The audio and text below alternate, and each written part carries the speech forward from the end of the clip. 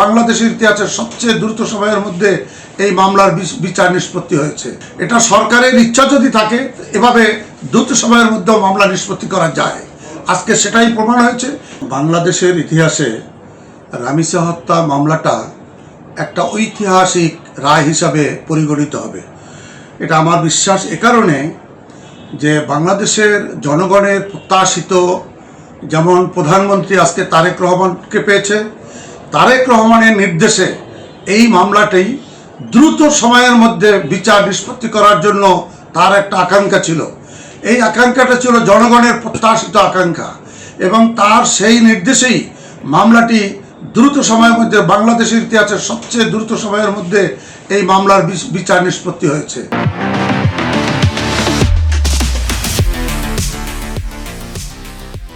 দেখেন, এই মামলায় 16 জন আসামির 16 জন সাক্ষীর সাক্ষ্য গ্রহণ করা হয়েছে, এবং মূল আসামি সে 164 করেছে। তার 164 এবং তার ওয়াইফ সেই মামলার বিষয়টা স্বীকার করেছে তারা, যে কিভাবে হত্যা হয়েছে। তো সেই জিনিসটা বিবেচনায় নিয়ে আসামি পক্ষের আইনজীবী এবং আসামির পক্ষের যে আইনজীবী, সেখানে কোনো আইনজীবী তার পক্ষে থাকবে না বলে তারা আইনজীবীরা ঘোষণা করেছিল।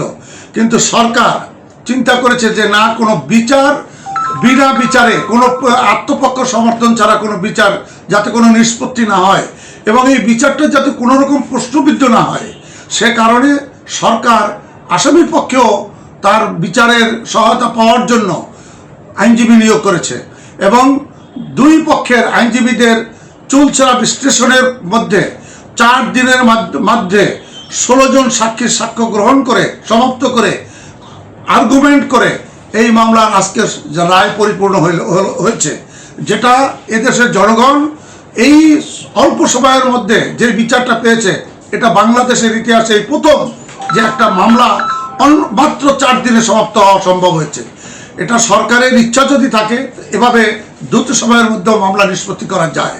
আজকে সেটাই প্রমাণ হয়েছে, এবং জনগণের প্রত্যাশিত রায় বাস্তবায়ন হয়েছে।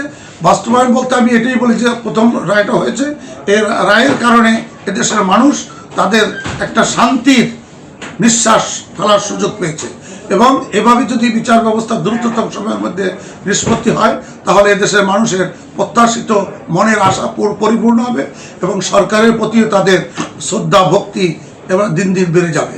এই জাতীয়ভাবে যদি বিচার সবসময় চলমান থাকে, তাহলে বাংলাদেশের অপরাধীরা আস্তে আস্তে আস্তে তারা জিরো পর্যায়ে চলে আসবে। তার কারণ তারা দেখবে যে বিচার অন্যায় করে কখনো পার পাওয়া যায় না, বিচার দ্রুত নিষ্পত্তি হবে এবং তাদের ফাঁসি নিশ্চিত হবে। সুতরাং তাদের বাঁচার কোনো উপায় থাকবে না। অবশ্যই তখন অপরাধীরা আস্তে আস্তে আস্তে আস্তে তারা জিরোর কোঠায় চলে আসবে।